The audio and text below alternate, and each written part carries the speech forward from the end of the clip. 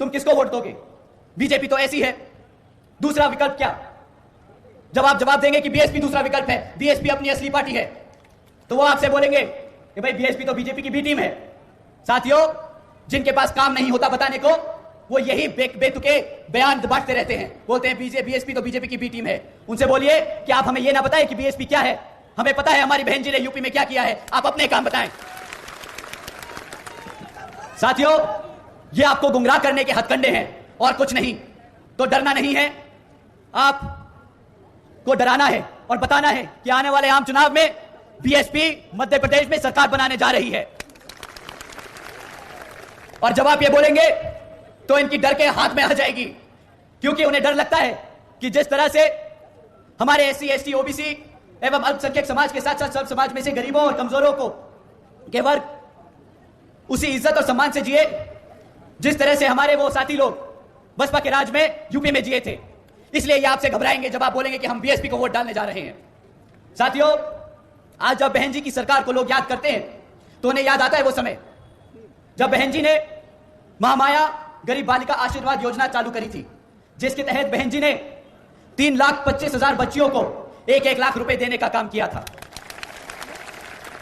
साथियों, इस योजना के तहत बहन जी ने 3,250 करोड़ से ज्यादा रुपए अपनी बच्चियों को देने का काम किया।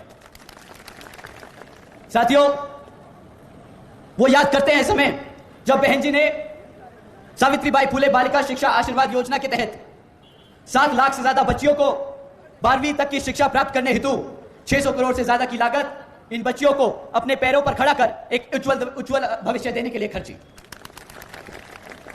साथियों, साथ ही साथ बहन जी ने प्रदेश की व्यावसायिक टेक्निकल इंस्टीट्यूशंस में, इंजीनियरिंग कॉलेजेस में, पॉलिटेक्निक एवं इंडस्ट्रियल ट्रेनिंग इंस्टीट्यूट्स में अन्य पिछड़े वर्गों के लिए 27% सीट आरक्षित की थी। और साथ ही साथ देश में पहली बार सरकारी कॉलेजेस के स्टूडेंट हॉस्टल्स में भी अन्य पिछड़े वर्गों के छात्रों के लिए 27% आरक्षण की व्यवस्था तय की। साथियों, बहन जी ने सरकारी नौकरियों के साथ साथ सरकारी ठेकों में भी आरक्षण की व्यवस्था तय और लागू की। और साथियों, याद करते हैं वो समय कि किस तरह बहन जी ने सरकार बनने के बाद ही तुरंत नौकरियों की भर्ती पर लगी रोक को हटाकर बहुजन समाज के साथ साथ सर्व समाज के सभी जरूरतमंद लोगों को नौकरी देने का काम किया था। साथियों, बहन जी ने कृषि एवं संबंधित कार्यों में मिनिमम वेजेस को 55 रुपए से बढ़ाकर 100 रुपए प्रतिदिन कर दिया था और अन्य पिछड़े वर्गों के लोगों की क्रीमी लेयर की वार्षिक आय सीमा 3 लाख रुपए से बढ़ाकर 5 लाख रुपए कर दी थी। साथियों, आदरणीय बहन जी ने अपने शासनकाल में 90,000 से अधिक शिक्षकों को सरकारी नौकरी दी, 1 लाख से अधिक सफाई कर्मचारियों को भर्ती किया, 2 लाख से अधिक जवानों को पुलिस फोर्स में भर्ती किया। और साथियों, इससे 2 फायदे हुए। एक तो हमारा युवा वर्ग नौकरियों पे लग गया और दूसरा हमारे युवा साथियों को अपना प्रदेश और अपना घर छोड़कर दूर नहीं जाना पड़ा अपना पेट पालने के लिए। तो साथियों, अब समय आ गया है हमें बाबा साहब के दिखाए रास्तों पर चलकर और मान्यवर साहब के बताए तरीकों का इस्तेमाल करके, और भूलना नहीं, बहन जी के बेबाक अंदाज को हमें अपने दिल और दिमाग से अपनाना होगा। तो साथियों, समय आ गया है कि अब हम सब एकजुट होकर हमारे समाज के हर एक व्यक्ति को बसपा से जोड़ने का काम करें और बता दें कि हम आ रहे हैं हर उस चीज के लिए जो इस संविधान में हमारे समाज के लिए हमारे गुरु देकर गए हैं, बाबा साहब डॉक्टर भीमराव अंबेडकर जी। साथियों, इन्हीं कुछ बातों को ध्यान में रखकर इस बारी बीएसपी ने जीजीपी के साथ गठबंधन करने का निर्णय लिया है और यहां पर चुनाव हम मिलकर ही लड़ेंगे।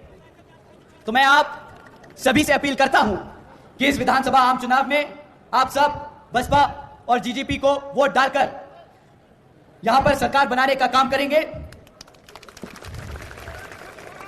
जो यहां पर सरकार बनने के बाद मध्य प्रदेश में भी बहन जी मॉडल ऑफ गवर्नेंस के तहत चलकर यहां पर भी सभी का उत्थान करने का काम करेगी।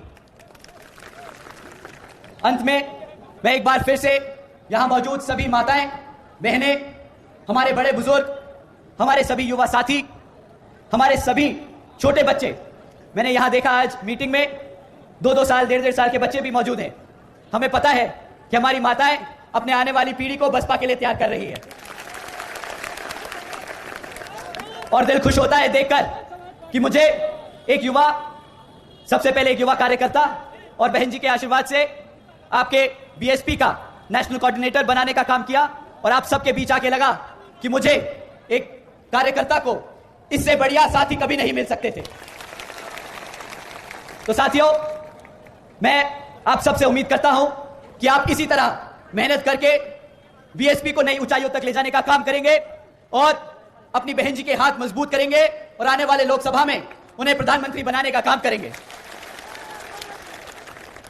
साथ ही साथ मैं हमारे सभी मीडिया बंधु, हमारे बहुजन मीडिया के साथियों का भी तहे दिल से धन्यवाद करता हूं कि वो हमारी बात को प्रदेश के कोने कोने तक पहुंचाने का काम कर रहे हैं। तो साथियों, आप सबका भी तहे दिल से धन्यवाद और शुक्रिया। मैं अपनी बात यही समाप्त करता हूं। जय भीम, जय भारत, जय बहन जी।